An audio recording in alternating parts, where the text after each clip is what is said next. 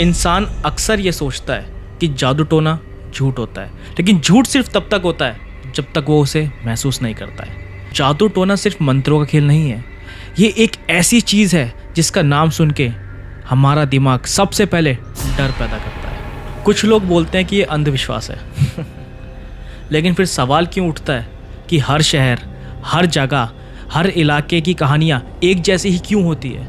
जादू टोना कोई मंत्रों का खेल नहीं है, ये एक ऐसी चीज़ है जिसका नाम सुन के हमारा दिमाग सबसे पहले डर पैदा करता है। इसकी सबसे डरावनी बात जानते हो, ये किसी अनजान से नहीं होता, ये बल्कि उनसे होता है जो आपकी खुशी को देख करके जलते हैं और चाहते हैं कि आपका सब कुछ बिगड़ जाए। असल में ये एक नेगेटिव इंटेंशन का रूप होता है। जब किसी की नीयत इतनी खराब, इतनी बुरी हो जाती है कि वो चाहता है कि सामने वाले बंदे का सब कुछ बिगड़ जाए, सब कुछ छिन जाए। ज़्यादातर लोगों को ये लगता है कि ये सिर्फ तांत्रिक करते हैं, लेकिन असल में ये वो लोग करते हैं जो आपके सुख को दुख में बदलना चाहते हैं। तो अब बात आती है कि हम इसको पहचानेंगे कैसे।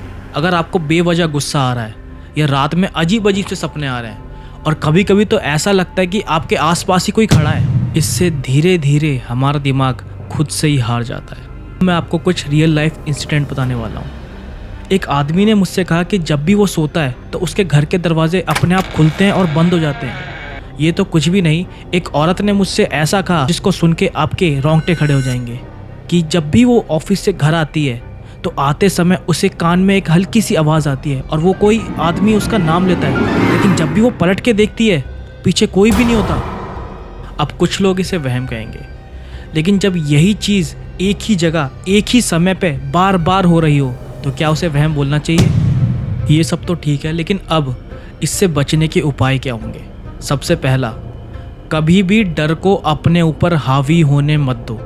अगर आपने इसे हावी होने दिया तो ये आपके अंदर ही डर पैदा करेगा। दूसरा, चाहे दुख हो या हो सुख, अपने राज अपने तक ही रखना और नेगेटिव लोगों से हमेशा दूर रहना।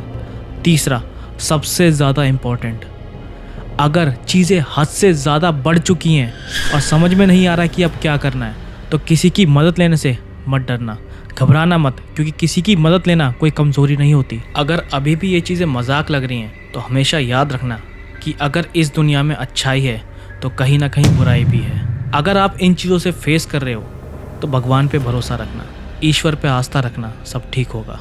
अगर आपके साथ भी ऐसी कोई घटना हुई है तो नीचे कमेंट में ज़रूर बताएं। जय श्री राम।